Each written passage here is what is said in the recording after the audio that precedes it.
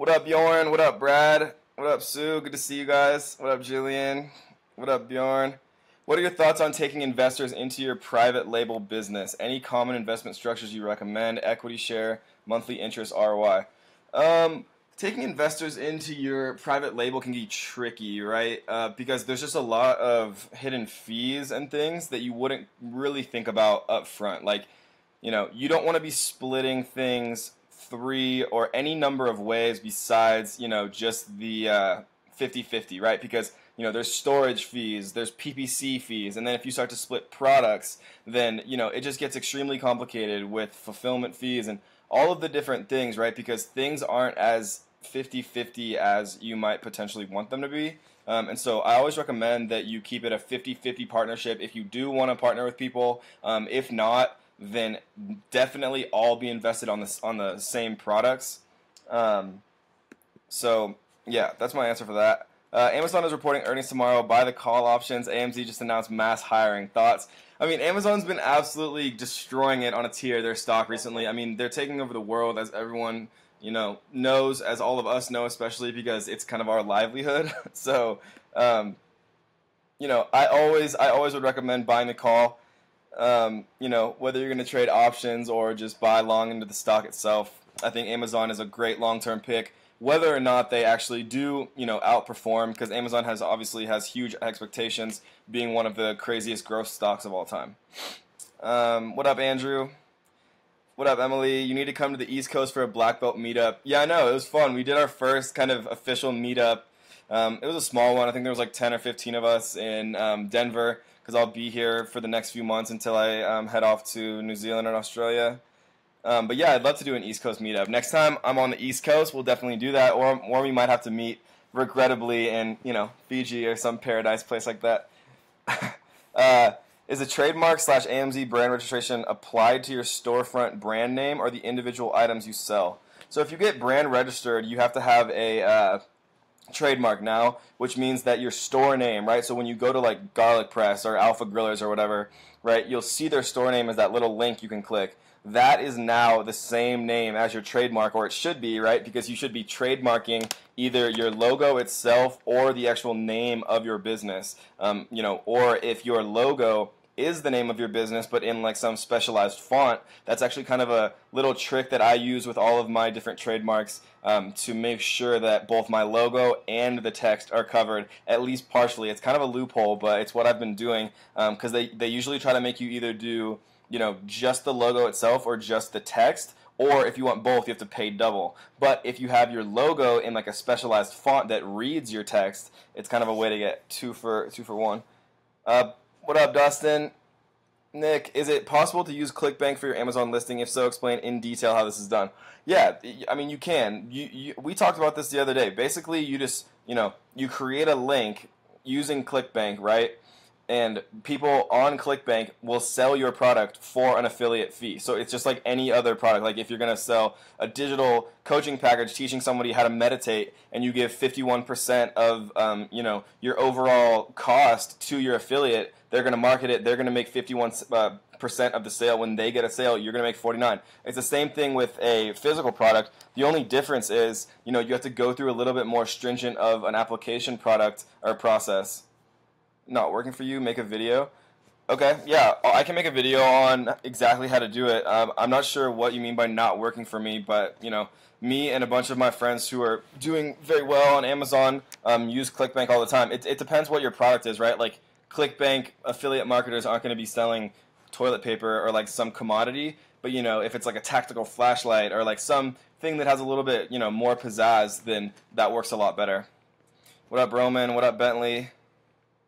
I hear you want to sell equity stake in Ninja. What's your asking price? Oh, Nick, all of your questions are so amazing. Nothing. I never sell equity, and that's a point.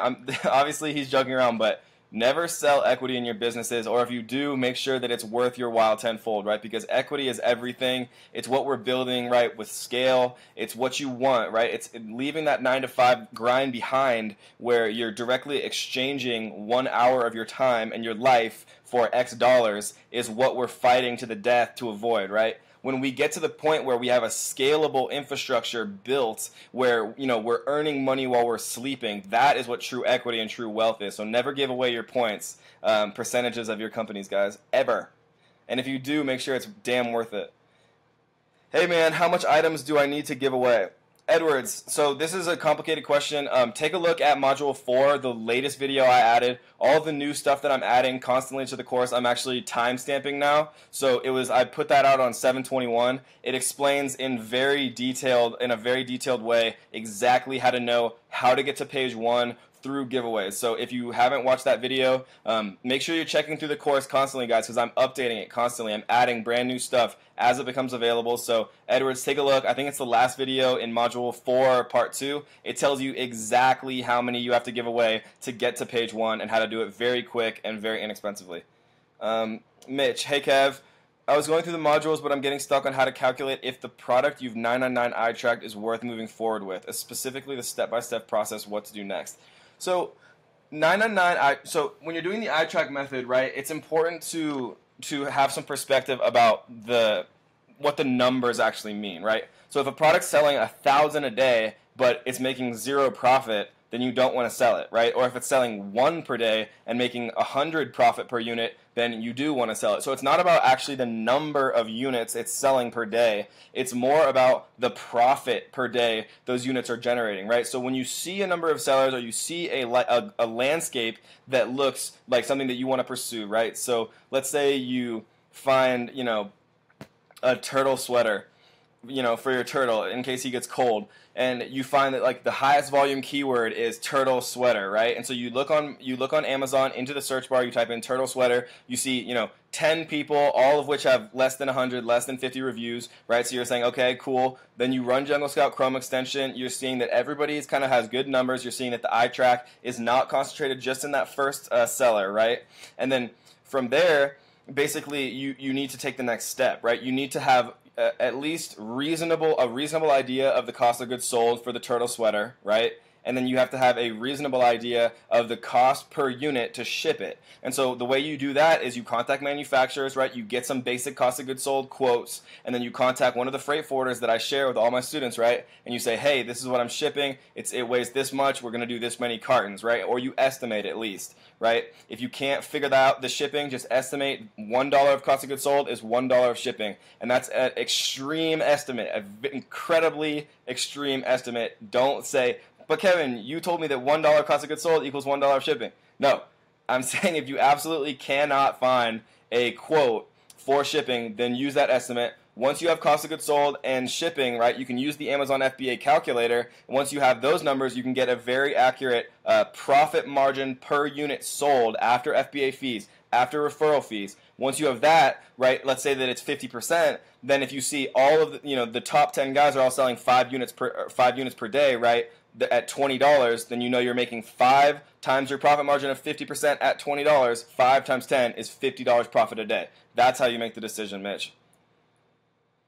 How do you find wholesale distributors if you want to wholesale? Nick, I don't sell wholesale. It's not a viable business model compared to private label, in my personal opinion. You know, it's a race to the bottom. Amazon specifically structures their sales platform to enforce, you know, the lowest bidder winning the buy box in most cases, right? Obviously, there's one-off cases where, you know, prime eligibility is involved or seller metrics, but normally, you know, the person who has the lowest price, especially in wholesale, wins. And I'm not interested in creating, you know, an empire of lowest bidder, right? I want to create a luxury brand in everything that I do. I never want to compete on price, right? So I'm not interested personally in wholesale. That being said, there are a lot of people who are making, you know, good money doing it, but I'd rather focus my personal time on private label because that is what I've seen to be much more profitable and have a, you know, a much higher longevity. What are your thoughts on Amazon entering Singapore? Worth the investment for a relatively smaller market with consumers already used to existing alternatives? I'd need to do more research, Bjorn, to be sure about that. But I mean, I've been to Singapore a number of times. They have a lot of money. They have a lot of high-rise buildings where people are living in luxury type environments. I think that the excitement over Amazon is going to be, you know, huge wherever they go because they have unbelievable marketing budgets and, you know, brand loyalty like no other company in the world. And so I definitely think it's worth pursuing. Maybe that's something that the students can vote on. For those of you guys who don't know on YouTube, the students vote on topics that they want me to do a video on, and then I usually try to put at least like one out a week. So if you guys vote, all of the students, all of my amazing students out there, if you vote and you want me to do a video on maybe entering the Singaporean market, then I can do some research and get a better answer for you guys. But for right now, I don't know for sure. I'll always be honest and transparent, but I would, off my initial kind of gut feeling, I would say yes, it's definitely worth it wherever Amazon enters, but I would need to do more research to be able to tell for sure. Would you go into a product that only has one listing and it's sold by Amazon? I posted that before on Black Post, but never got an answer. Yulia, yeah, I mean, it depends on what the product is, right? If it's patented, if Amazon owns a patent to it or a trademark that people are searching for the product by name, like if it's Kevlar, right? Then you don't necessarily want to. But like if it has a listing that has less than 50 reviews, maybe it's a brand new market that no one's found yet, and it's a diamond in the rough. So message me about it if you want to share what it is. I can take a closer look. Otherwise, I would need more information to be able to answer that. What are the best ads to run that yield best results? Traffic campaign, PPE, LLA, etc. It depends what you're selling, Nick. Obviously, I mean, give me more details there below, and I'll answer that. If my low bid keyword campaign and common misspelling / Spanish keywords aren't giving me any expression. Okay, let me read this again. If my low bid keyword campaigns and common misspelling / Spanish keyword exact match campaigns aren't giving me any impression or clicks, what should I do? Okay, low keyword bid campaigns should be broad match. If you're using your most common words and most common phrases related to your product, and you're breaking it down into single words using the word counter, exactly how I show you to do, those 100% should be getting a ton of impressions, right? If that's not the case, then you need to restart your campaign, because how Amazon's ad auction works is low bid campaign. Oh, sorry, I'll answer that in a second. How the Amazon ad campaign works, right, is if it gives you initial impressions and you're not getting click-through rates, you're not getting buys based on that keyword, Amazon's ad auction system will deem that specific keyword not relevant to your product, right? And so sometimes you just have to restart campaigns from the beginning with keywords that should be working, right? And you will get impressions for a low keyword for 100% fact. Common misspellings have Spanish keywords for exact match. I mean, Amazon's algorithm is smart, right? I've never gotten huge impressions for common misspellings or for Spanish, right? It's more like a couple, between 2 and 10 sales per month, right? It's not like you're going to get huge sales from it. It's just kind of like a really quick thing you set up, forget about. It'll give you a few extra low-cost sales per month. What's the best way to ensure that your supplier doesn't take forever with the manufacturing and inspection of your products? I've been waiting for 1.5 months now. So you want to include a clause in your purchase order, right, that says, we agreed on 25 days for manufacturing. If it goes over 1 week, right, we're going to take $200 off the overall, right, off the 70% final balance. If it goes over 2 weeks, we're going to take off $500 additional, right? And so you work that into an arrangement where they should, be keeping their word, and if they're not, then they're losing out on money from it. Does it help if people search garlic press and then leave an unverified review of a product compared to if they just click on the Amazon product link to leave an unverified review, or does it matter at all? Yeah, I would need some clarification on that question, Joel. Could you clarify down below? When I downloaded the Amazon PPC search term report, there were a bunch of ASINs under the customer search term with a lot of impressions. Do you recommend adding these ASINs to our manual campaign? Yeah, so the reason this happens, right, is if somebody clicks on a garlic press and then they scroll down, they'll see sponsored products related to your product. If they click one of those, right, maybe they like how your garlic press picture looks better. Maybe they like your price better. If they click on one of those, that will actually register as an ASIN in your customer search term, in your search term report under the customer search term exact match, right? And so if you run a campaign for those ASINs, it actually, it won't do that much because no one's actually putting that ASIN into the search bar at which point you'd register as a sponsored ad for that. How it's actually working is they're clicking on a garlic press, scrolling down, seeing sponsored products related to this product, clicking yours, and Amazon's auction ad auction software, for whatever reason, basically just registers that as a customer search term, even though they're not actually ever searching your specific ASIN in the search bar. How often does Amazon update product rankings and move your product page up or down on their search engine? It's at least once a day, according to my observations. Yeah, so BSR gets updated, pretty much constantly. It's like hourly, right? The actual page rank, I've seen calculated or updated at different time intervals. So I've seen it updated, daily. I've seen it for sure as updated 7 days, right? It's different for different subcategories and different overarching categories on Amazon. They all have different delay periods for updating actual page rank. Your BSR rank is updated basically hourly from what I've seen. But the reason that it's important when you're doing your product launch, when we talk about how to get to page 1, is you want to sustain that sales velocity, which is the #1 factor for a product launch. You want to sustain that sales velocity for 3 to 7 days because you want to have that impression. You want to give Amazon's A9 algorithm the impression that you're maintaining that sales velocity for its entire duration before it resets the page rank, right? And that's how you jump so quickly to page 1. Thanks. Yeah, you're welcome, Joel. I hope that answered it. If you have any additional questions, leave them down below. My product is on its way to Amazon. It's showing as out of stock since it's not in their warehouse yet, but I have pics. You listing ready to rock? When will my listing show up in search? I tried to copy and paste my title listing in Amazon, but nothing shows. Jason, it'll show up when you actually show in stock. What kind of other businesses do you run?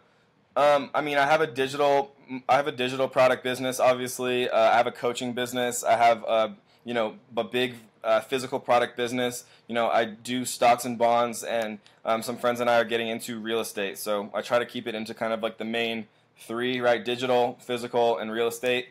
But, things constantly change when you meet new people and you realize new, investment opportunities. So hopefully that's a number of different things in the future, but as of right now, that's kind of my main focuses. I noticed that giveaways are being promoted within the Black Belt group, which I think is a great show of support, but I'm wondering if this could trigger a violation of Amazon's TOS. What do you think? Is this safe? Yeah, it's safe just because there's enough people now, Andrew. It's like if you and I were the only 2 people in the Black Belt group and we kept exchanging products, right, and we kept reviewing for just one another, I think that it would be a lot more sketchy. So don't always use the same people, right? Try to spread out the people who are, reviewing your products, especially if it's full price and you're reimbursing them on PayPal, which is against terms of service, but a lot of people are doing it. But it's the best way when you have a group of people that are close-knit, right, that you trust and that you're not related to, right, like they're not family, they're not friends in real life, you don't live in the same geographical area. It's absolutely the best way that you can, build reviews very quickly on a new product launch, which is extremely important for maintaining momentum, for getting PPC up and running, right, for maintaining that initial product launch velocity that you're using, that you're getting through giveaways. Some Master Ninja posted a bunch of hacks in your Facebook group. God. Nick, I seriously love all of your questions. My thoughts on these golden nuggets, I'll read through them and I'll share the best of the golden nuggets from the 700 comment thread that is on the 22,000 person advanced Facebook group. People that haven't seen it, take a look. I'll weed through them and share the best ones that I can verify are for sure, good ones that aren't going to get your account suspended. So I'll do that eventually.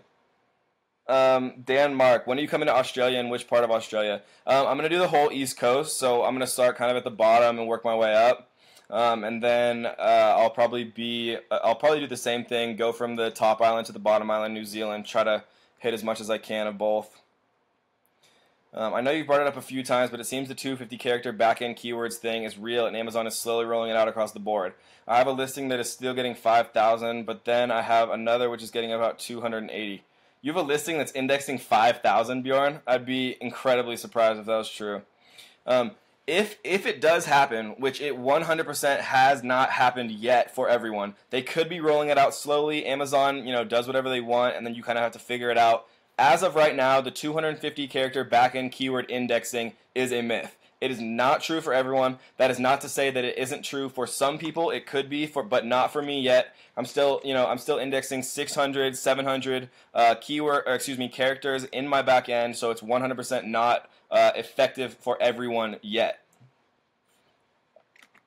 The effect that I think it'll have is that we'll just have to be smarter about how we choose those 250, right? We'll use a character count software, and we'll have to really narrow down all of our experiments and be extremely precise with the 250 that we do choose once that does happen. I know this service that gets the back-end keywords of your competitor. Should I use it? You have it in the list pin. Yeah, I mean, I've used it. If you want to immediately not have to iterate, not have to test things, if you want to just copy the organic first position seller, right?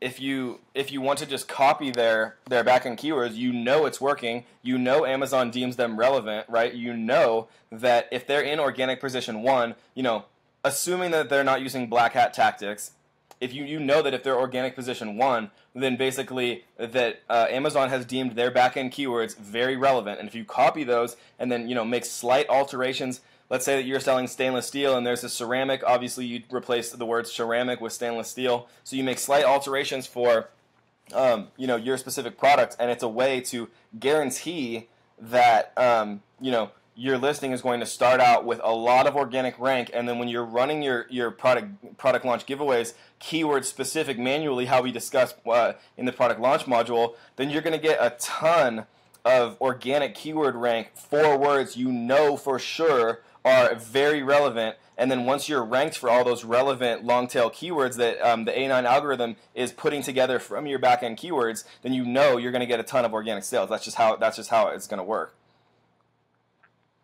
What are the disadvantages of this, if any? The disadvantage of this is it costs money for some people, obviously, right? If you don't have the budget for it, then you kind of have to test for yourself.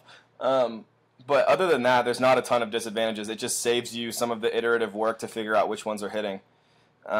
Hey Kevin, what barcode scanning software do you use to check if the FN SKU printed out on the box is working when manufacturer makes the packaging? I've actually never done that, Slava. I mean, you can just search Amazon FN SKU or Amazon UPC sticker requirements, and it'll tell you, it needs to be like this quality of printer on like this type of stuff. But like any serious manufacturer that's had Amazon sellers before is generally gonna know that. But as I always say, the supplier knows nothing. It's on you to make sure that everything is done correctly, right? So share that article with them. Say, hey, I just wanted to make sure, that this sticker and our FN SKUs that we're printing out, whether it's on the sticker or whether it's on the box itself, are up to snuff, and they're not going to be turned away or unable to be scanned by Amazon FBA.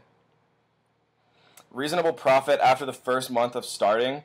I mean, it depends. If you airship, right, and you do everything perfectly for your product research, and you order enough units that you have a healthy giveaway budget to get to page 1, and then you know what you're doing for PPC, you could easily make 3,000 profit a month, or 3 to 5 or even more, pretty easily if you do everything right and you hit the ground running. You have enough stock, right? You use the best freight forwarders to get you the best prices, right? You leverage the suppliers against one another to get the lowest prices. You use 1688. You use Free Shopping China. You use all the different tools that we talk about in all of the different modules.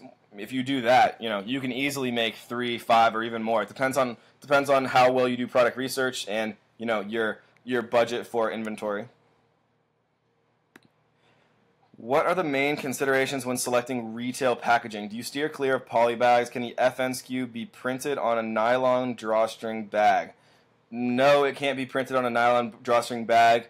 I use poly bags on the outside of my boxes pretty often, actually, just so they don't get like scuffed up, right? Because I always want to be giftable, right? Because gift products, it's taboo to return them, so the return rates are significantly lower, right? For holidays, your sales explode. For Q4, it's absolutely insane, right? And so I like the product packaging to be in pristine condition, and the way you do that, right? Because nobody gives a shit about your products. The UPS guy's throwing it on the ground, right? The Amazon employee's hungry and his baby's crying, and he's friggin' tossing it on the ground as well. So nobody cares about your product. So you have to protect it, right? You have to use all of the, all of the different tricks that you can to keep your product safe and to keep your product packaging safe. Put a poly bag on the outside. As far as using poly bags for just no box, I've never done that because I always want to go premium and charge the premium price, right? I'm never trying to compete on price. There's no point to do that. You're always going to get hijacked, and there's going to be somebody selling it for like $3 from shipping from China, so it's just not worth it.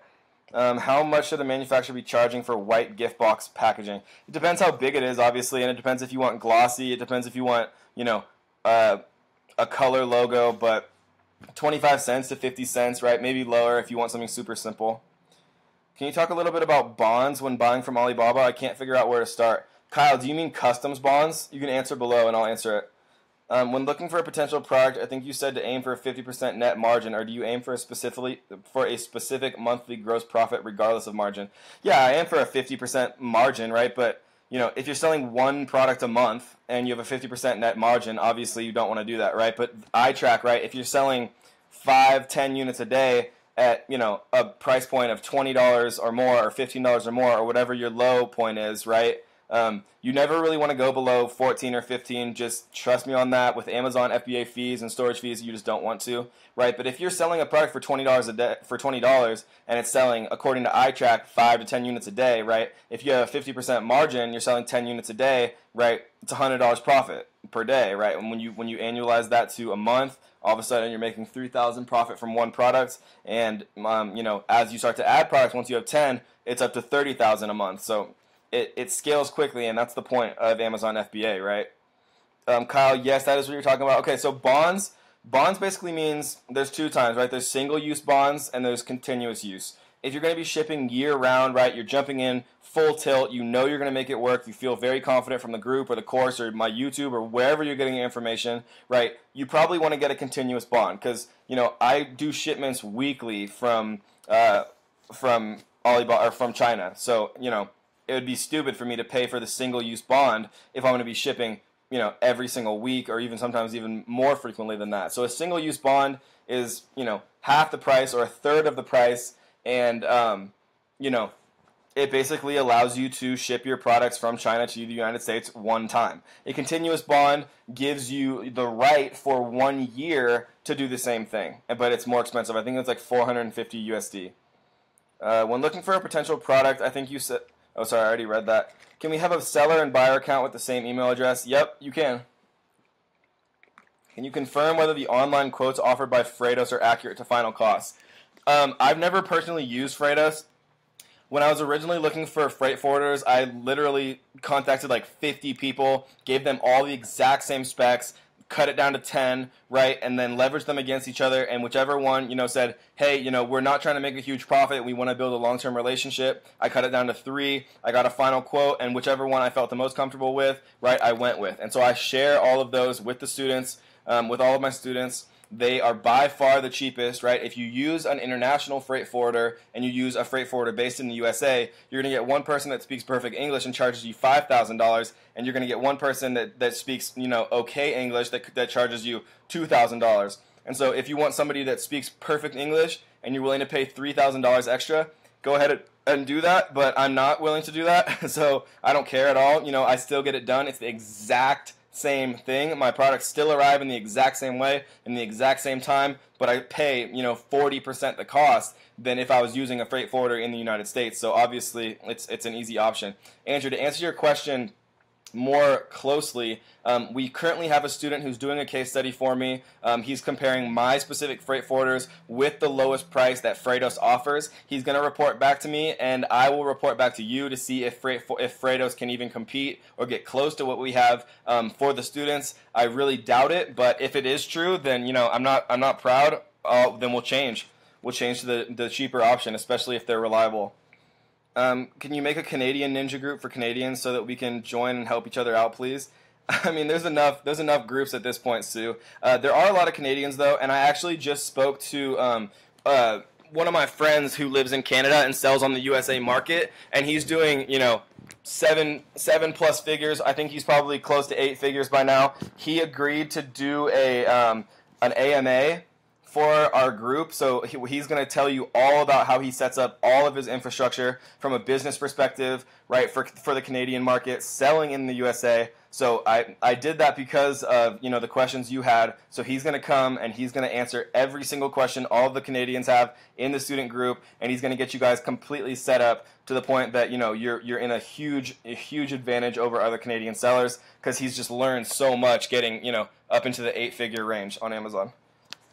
If a supplier is asking us if we sell on Amazon, should we tell them yes or no?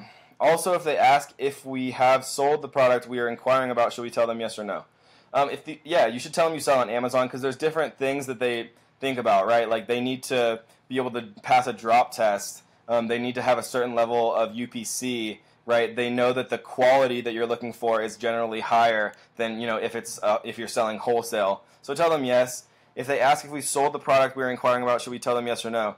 I don't know what you mean by that. Like, if you've sold it in the past, I don't think it matters that much. I'm not sure why they'd even ask that. Can I not do giveaways and still rank? Yeah, of course you can, Edwards.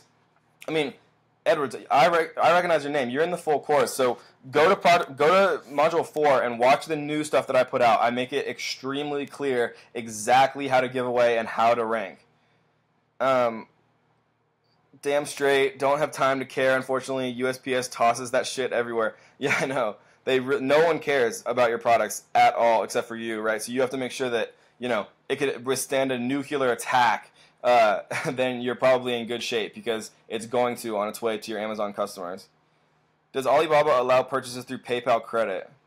I mean, you pay through PayPal. There's no widget on the Alibaba portal that allows you to pay through PayPal credit, but you can, you know, through PayPal say, hey, for the 30%, I'm going to pay you via PayPal, and I always recommend doing your initial 30% via PayPal with the funding method as a credit card, so you have 2 lines of defense in case anything crazy happens and you need to get that money back. I like how these Q&As are getting more complex. You can tell the Ninja members are evolving at a frantic pace. I know, yeah, it's so amazing. Oh, I love it. I love when the questions get more complicated too, because it's more fun for me to answer, right? It's not that fun for, you know, answering the same exact questions all the time, which is why I made the common questions document, right? It's why that, you know, people need to, you know, read those if they're interested, because it helps a ton and it saves me a lot of time, you know, not having to answer the same questions all the time. I try to make a centralized resource that's very valuable to everyone, so check it out if you want to. It's in the pinned post of all of the different Facebook groups. It's, you know, the pinned post is at the top of the Facebook group. Just look where it says common questions, click the link, and read through it if you want. Have you ever tried starting a competitive product? Hundreds of thousands of reviews. Hundreds to thousands of reviews. How would you launch a competitive product like a garlic press? Well, I wouldn't launch a garlic press, Daniel. There's no point. I mean, if you want me to answer this question in a theoretical way, post it down below. But my answer to it right now in a pragmatic way is there's so many products on Amazon that there's absolutely no reason at all that you would launch a product that is as competitive and as mature the marketplace as a garlic press. Should I hire a Chinese translator to negotiate prices from suppliers to act as if we're selling in China to get cheaper costs? Yeah, I've done that. I mean, you can find a Chinese to English translator on Upwork for like $3 an hour. So, I mean, it's ridiculous, right? And if you can save $3 a unit and you're selling 500 of those units, right, you are paying for the translator's wage in like 1 second. So it's a really easy option.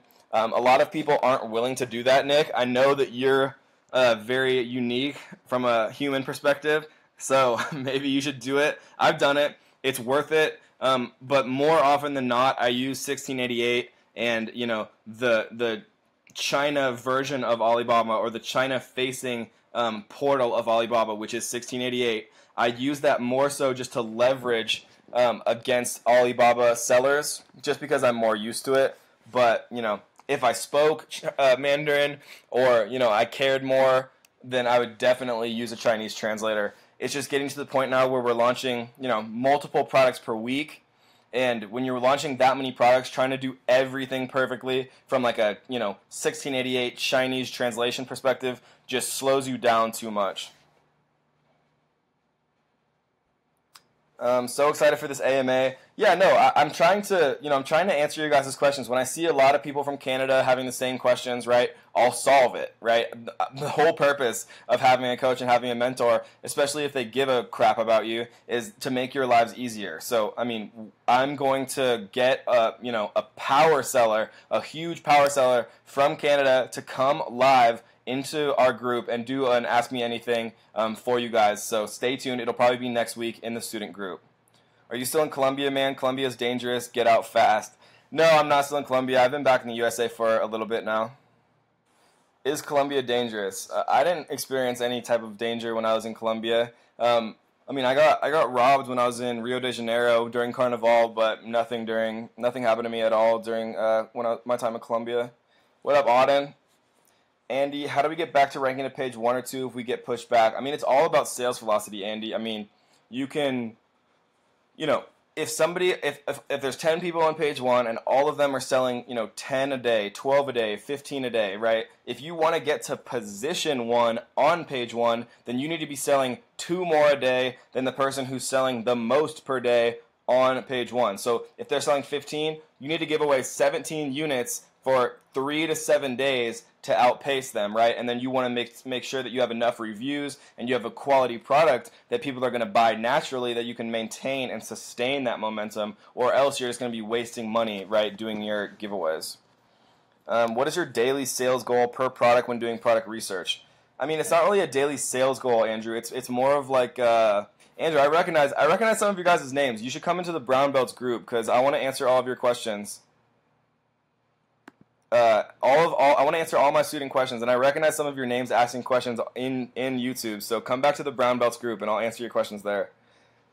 Will you be making other courses like for Shopify, affiliate marketing, etc.? Yeah, actually, I have a few in the works right now. So eventually, I'll make a course on Facebook marketing because it's something that I know extremely, extremely well in a very detailed, advanced way that's much, much further than what I've seen out there for Facebook. And mine's going to be a lot cheaper than the other guys charging $2,000 for it, right? And it's going to be way better stuff. So Facebook marketing is coming, ClickFunnels is coming, and then how to make a course is coming, right? Because making a course is an art. You can make a course on whatever you want in the world, right? You could make a course on how to meditate, if you have experience with that. Let's say that you're an artist and you digitally paint, right? I've seen people make a ton of money selling a course on how to digitally paint, right, or how to use Photoshop. So you take your passions and your hobbies, right, and then you monetize them and reach a ton of people, and you show them how to better themselves or learn whatever you have to teach. And it's a very, very powerful way to mix, what you love and your passions with a way to, earn a living like everyone has to.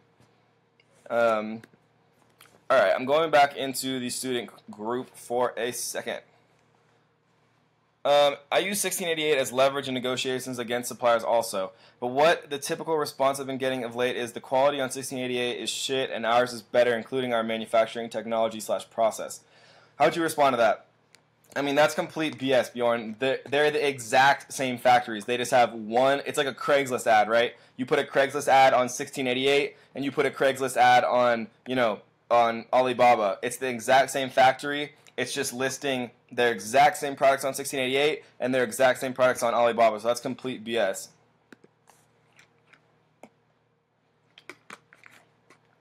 Will you be making a ClickFunnels course? Yes, I absolutely will. ClickFunnels is a very powerful tool. They had a minor issue where their membership went out and their customer support was absolutely terrible with me. But I'm gonna forgive them for now and hope that they get better about that and they give people the customer support and service they need.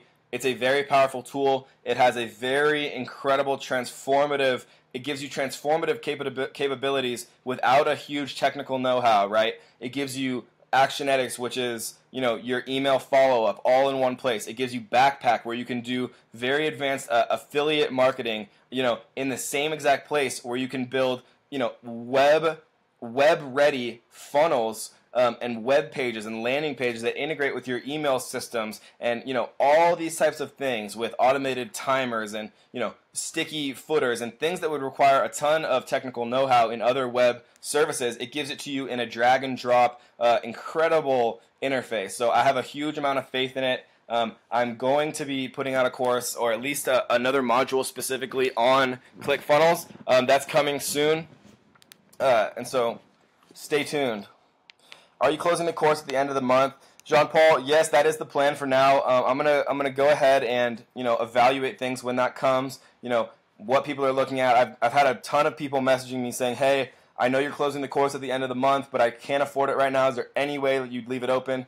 And so I have to weigh the options and make sure that I'm always capable of giving people the one-on-one help that they need to succeed, right? And make sure that everybody who does join the course is joining it feeling very confident that everyone has enough time to get the help they need to be successful.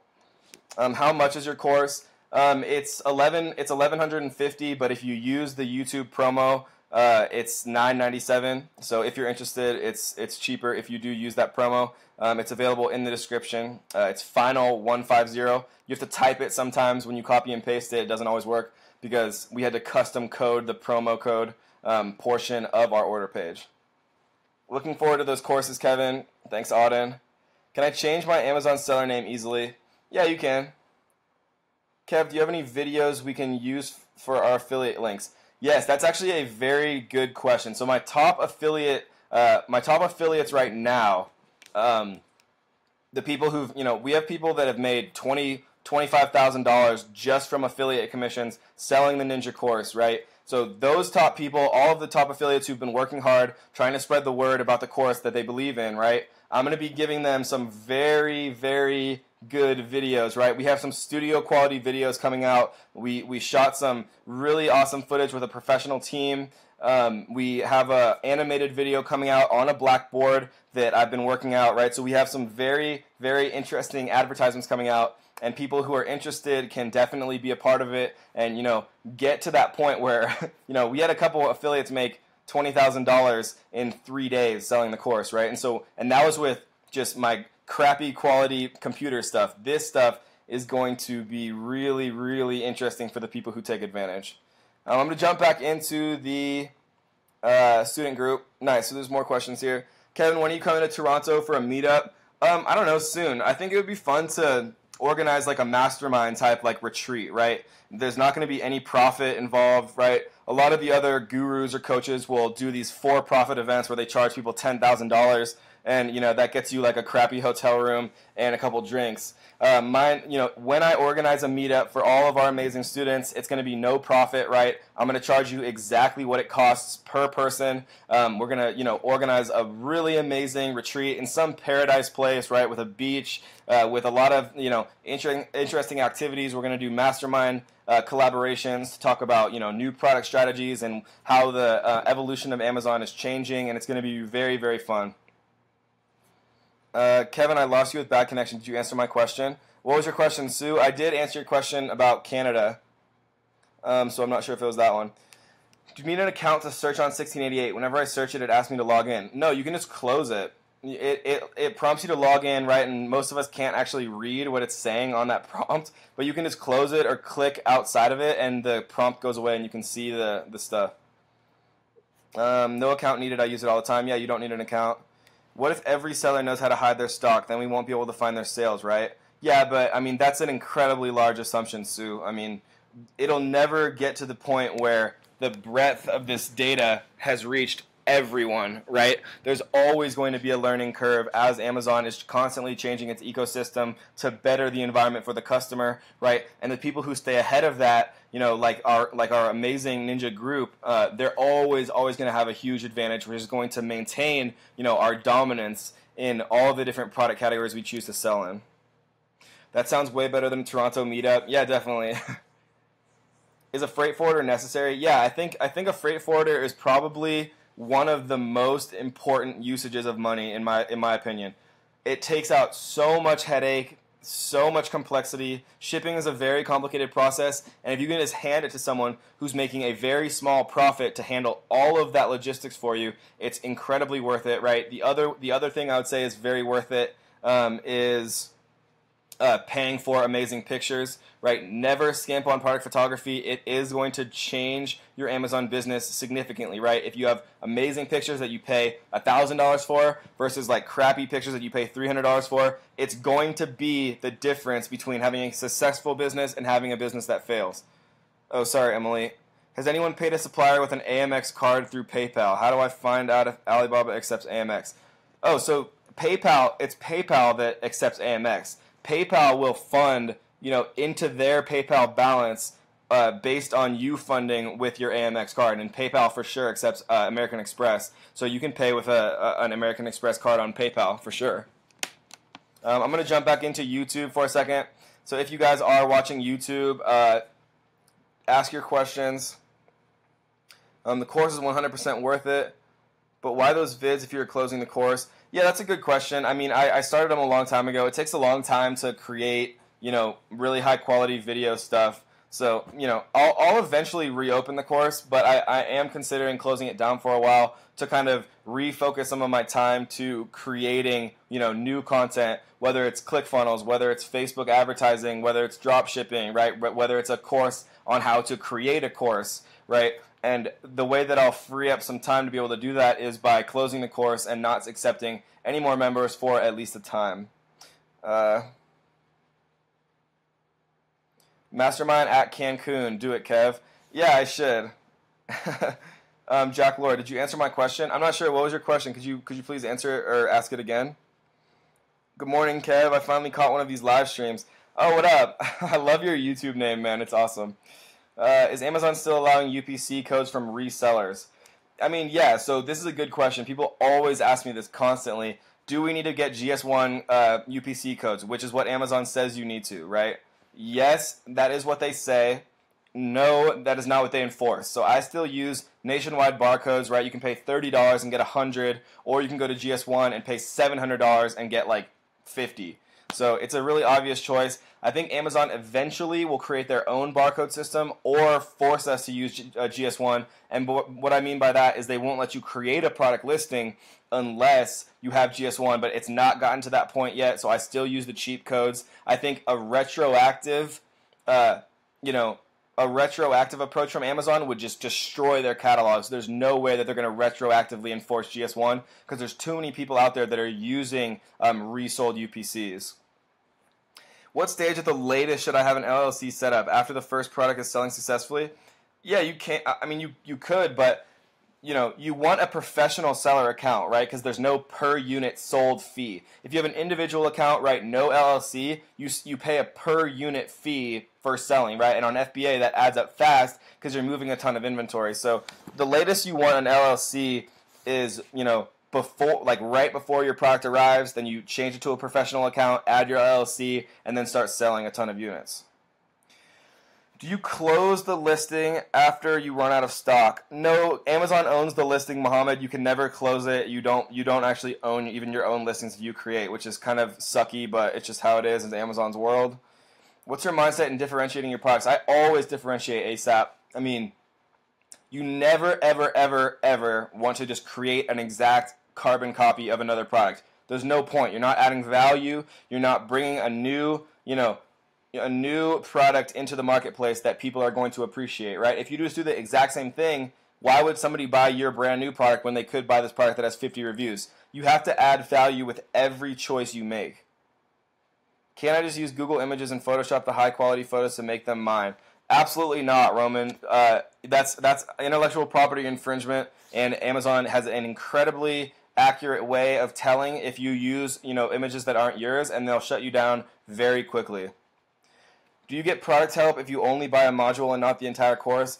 I mean, yeah, I try to help everyone, whether it's somebody that's in the course or not. But I have to obviously, like everyone on earth, prioritize my time, and I prioritize people who are very serious about this and do join the course and make that investment in themselves. I try to prioritize them first. But if you catch me at the right time, even if you're not in any modules, I'll still obviously answer your questions.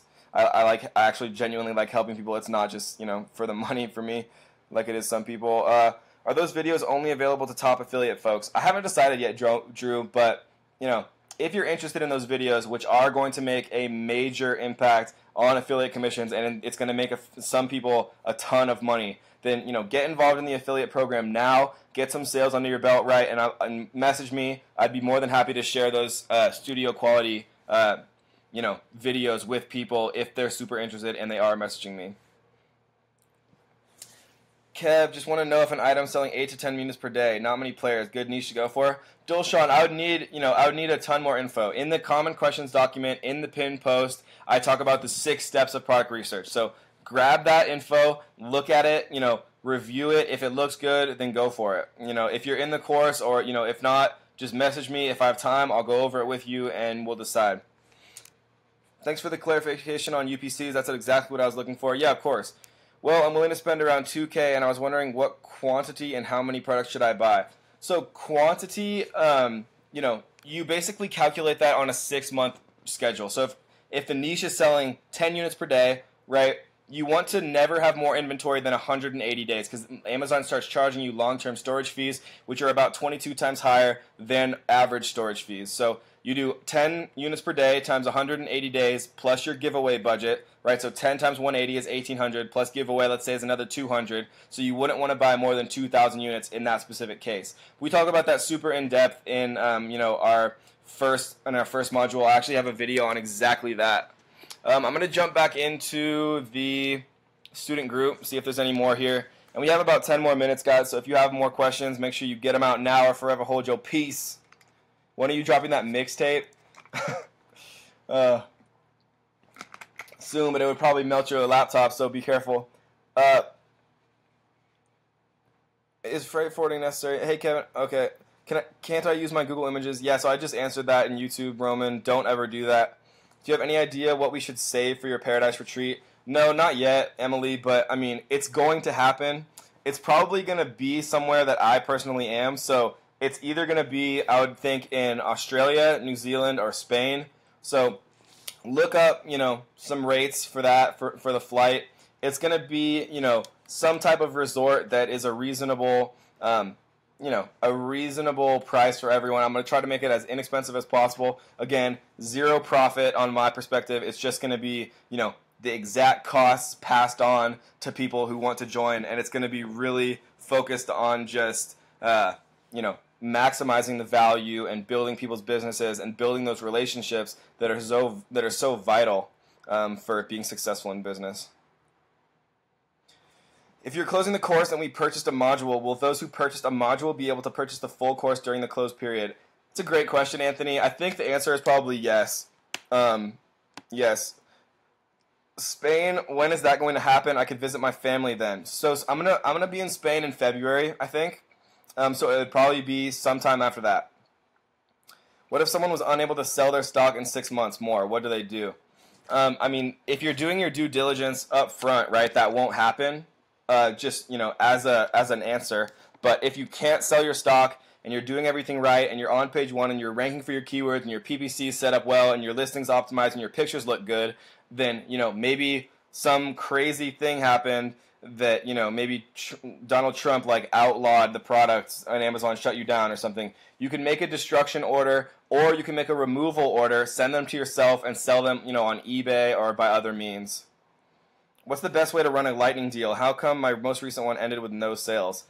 The best way to run a lightning deal is to only accept it if it's at a certain time, right? So you want it to be at 9 a.m. Pacific. So it's 9 a.m. and noon on the East Coast. You want to make sure that you're going at the right time. I actually have a video and a PDF on how to run lightning deals successfully in Module 4. Karen, so if you want to take a look at that, I talk about it a lot more in depth, but that's the general idea, timing, right? You want to make sure that it's a product that is, fit for a lightning deal. So again, like a tactical flashlight might sell significantly better during a lightning deal that people kind of have impulsively wanted, but it just was never available at the target price, versus if you're selling toilet paper, people probably don't care that much if it's $1 off. Maybe they do, but I don't. Alright, I'm going to go back to YouTube until there's more questions. When is the Spanish version of the course coming out? I have a very dear friend of mine who's translating it right now, and she should be done with that within the next 2 to 4 weeks. And so I will release that separately from the course, and we'll probably have some separate groups because I'm working on my Spanish as well, so maybe that would be good for everyone. Good startup capital. I always recommend, between $1,000 and $6,000 for inventory. I invested a little over $6,000, but I simultaneously launched 7 different products all at the same time. That's probably abnormal for most people's routes. It was a lot more risk up front, but I was, once I'm sure about a business model, I jump in, right? I think Tony Robbins said the one thing that, will always make somebody fully commit and invest, right, is a single word, and it's certainty. If you're 100% certain that something is going to work, then you have no fear, right? You just jump in because you know it's going to work. You know you're going to make more than $1 for your dollar's investment, and I was certain that I could make it work, and luckily it worked out. Can you talk more about image ownership with regards to Amazon? I did not think it was a serious thing I needed to know. Yeah, I mean, if you didn't take the picture, Roman, don't use it. Amazon uses Google image search. They use a very accurate algorithm to compare IP, right? They use dates, right? So if somebody uploads a picture 6 months ago and you upload that exact same pixel for pixel picture right now, Amazon will shut down your listing for intellectual property. So never, ever, ever actually use other people's images. Take them yourself. I'm going to try to use Experts Roundup. Sounds like a no-brainer. Yeah, it is. I mean, it's pretty cheap, too. How can I find out someone's store?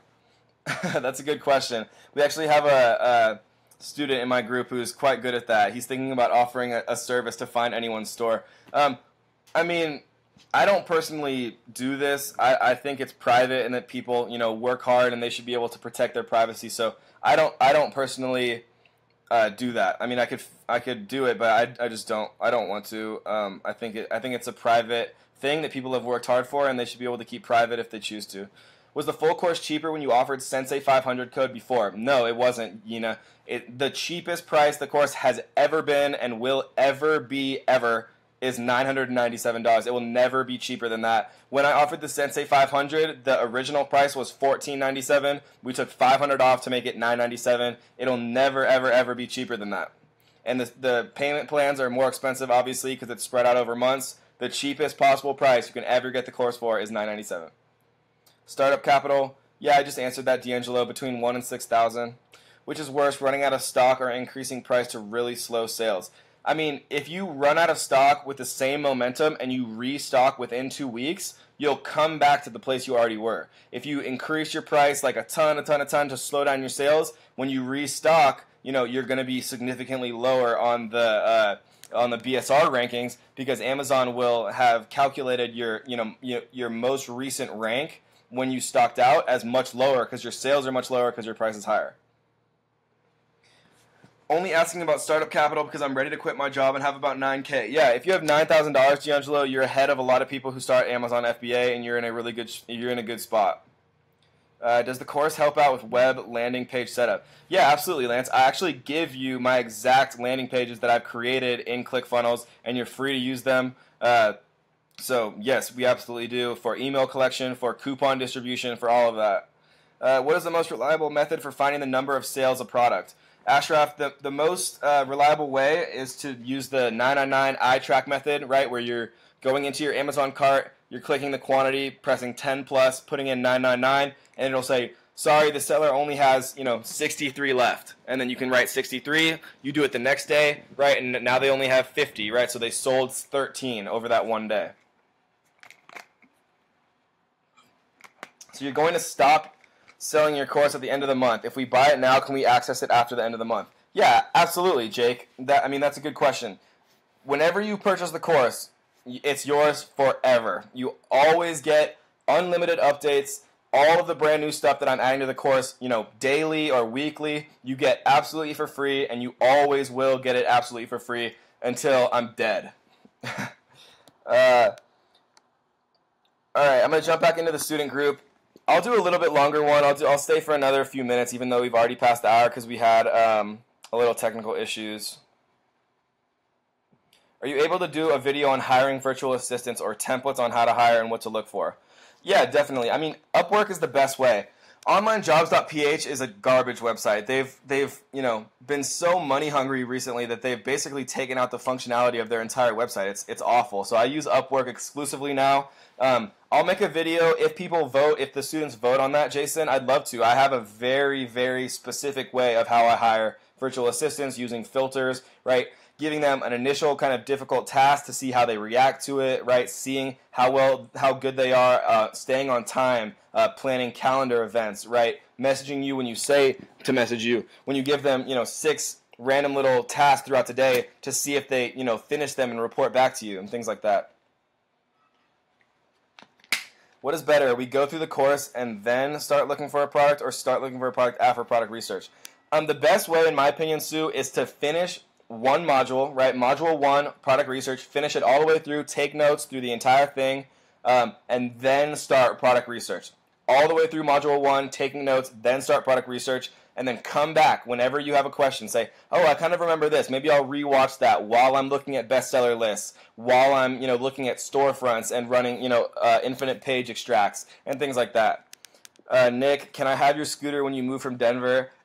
Yeah, for $2,000 for sure. Have you used followliker.com? I actually haven't. Did you use a space there because it won't let you post that in a comment, Nick? I'm actually just curious. Kev, what do you feel about Shopify dropshipping? I feel good about it. I mean, dropshipping is a good way to get your feet wet in e-commerce, right? You require zero upfront capital except for creating a landing page, right, which you can do incredibly cheaply. With ClickFunnels and dropshipping, I know people who are making $10,000 a month, right, or more. So it's absolutely possible. Dropshipping is, it is going to be included in my ClickFunnels module when I create it, so don't worry about that. As of right now, the most viable e-commerce business is for sure Amazon FBA. If I ever think that has shifted, then I'll create a course on it, and I'll teach everyone the way to be successful at it and the way to quit your job, because as you guys all obviously know by now, my life goal is to free as many people from the 9-to-5 slavery as I possibly can.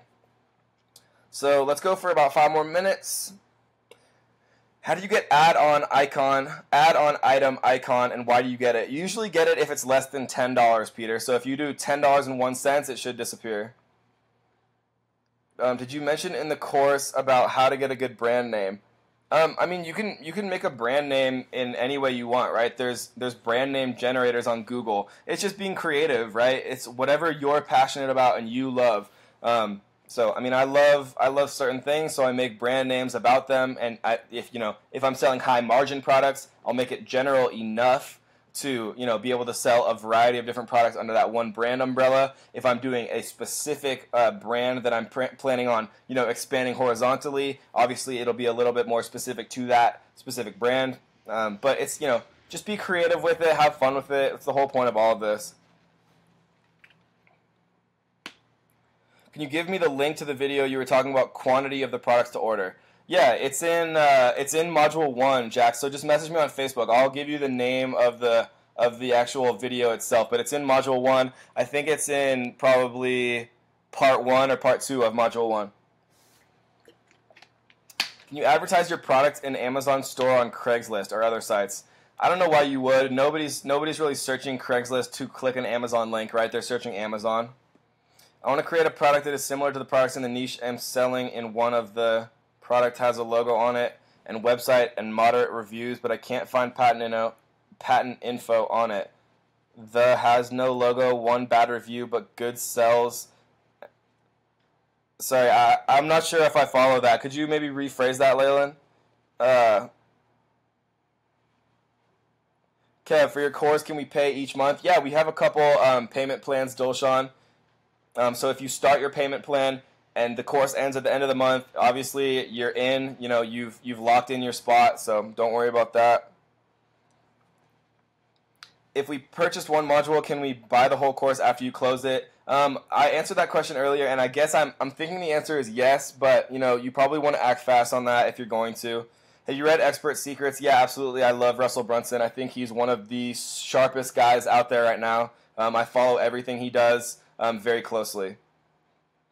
How detrimental is running out of stock in regards to momentum?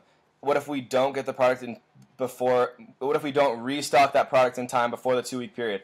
It's It's detrimental, right? If it's outside the 2-week period, it's detrimental. If it's inside the 2-week period, you can come back in almost exactly at the same place that you were at before. So, you know, if you can get back in within 2 weeks, even if you have to airship, even if you have to cut down your profits a little bit, it's worth it.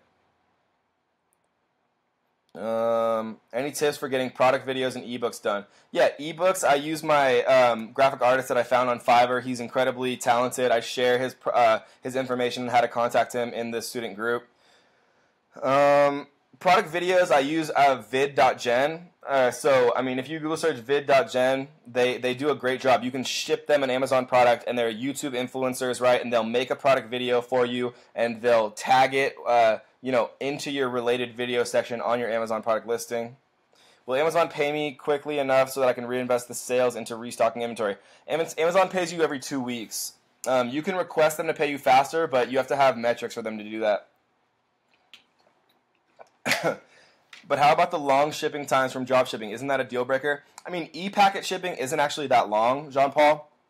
So no, it's not a deal breaker. And people are willing to wait for novelty items, right? People buy their essentials on Amazon, but if you're buying like a you know, ring made out of dinosaur bone or something that's harder to find on Amazon, they'll wait a little bit longer. So drop shipping, you have to sell a different type of product, but yes, they will wait. I'm going to jump back into the student group. When talking to Chinese manufacturers, is tooling a fee that is always typical? What is a typical tooling fee? So tooling basically means like a mold, right? Like, so if you want to make like let's say that you're making like a cake pan in the shape of a ninja, right? So they probably don't have that specific mold made in their press that's shaping that aluminum foil, right? And so you have to pay for them to create that mold. And so it can, you know, it can range between $200 to $5,000. I've seen it. So, you know, there's no one answer to this, but yes, you could, you know, pay a range of prices. Nick, I'm not even reading that comment. A 9 to 5. Yes, I absolutely believe that, Andrew. You know, it's my biggest passion point, right? It is not normal. It is not normal to work 40-hour weeks. It is not normal to work 50-hour weeks. It's absolutely not. It's not even close to normal. And society has done a great job because they need more workers. They've done a great job convincing people that it's normal to work 40, 50, 60, 70, 80 hours a week or more when that's the farthest thing from normality. And people need to break that, you know, belief system and, you know, create a sustainable, equitable, scalable business built on an infrastructure, right? Which is what we're doing, and which is why I'm so passionate about helping everyone do it. How can I tell if a seasonal item did well last year? I can't find any listings for this particular product. Kyle, you can use Google Trends. So find whatever the highest volume keyword is related to that product, and then put it into Google Trends for the market that you're talking about, and you can see over time, right, last year at the same time, if it was a spike or a trough, and so you can kind of tell then. Vid generator is the vid gen. So the exact website is, I forget what it is. Hold on, I'm looking it up right now.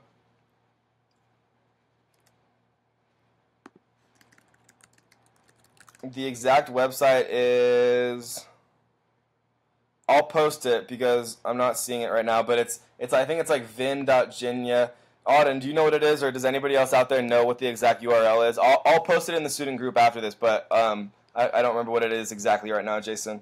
Does Amazon put a hold on your money when they pay you every 2 weeks? No, they don't. Do products need made in China on the package to be sold in Amazon, or just for importing?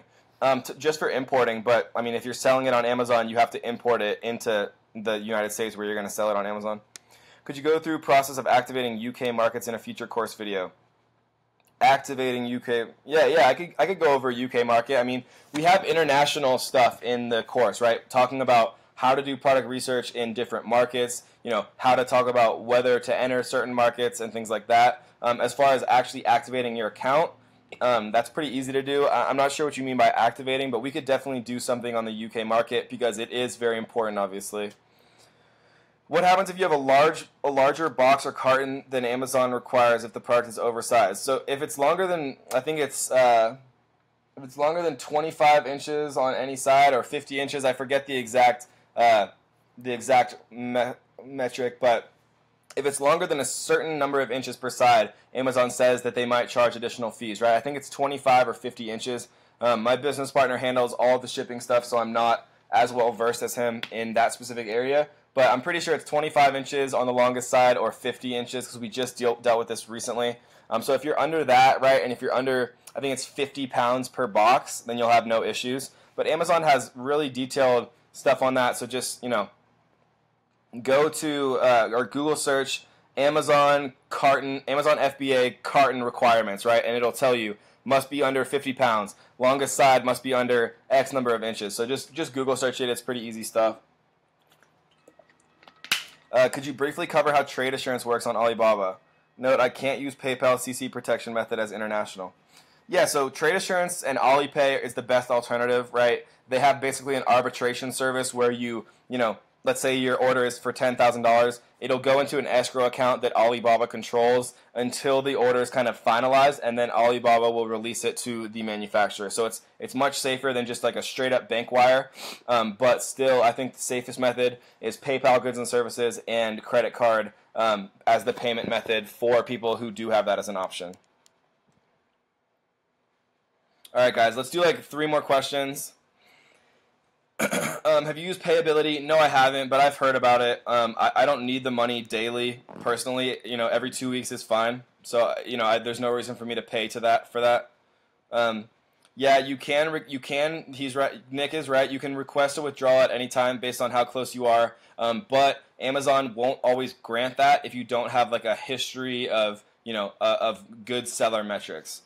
Does any long-term fees apply if you restock before you run out of product?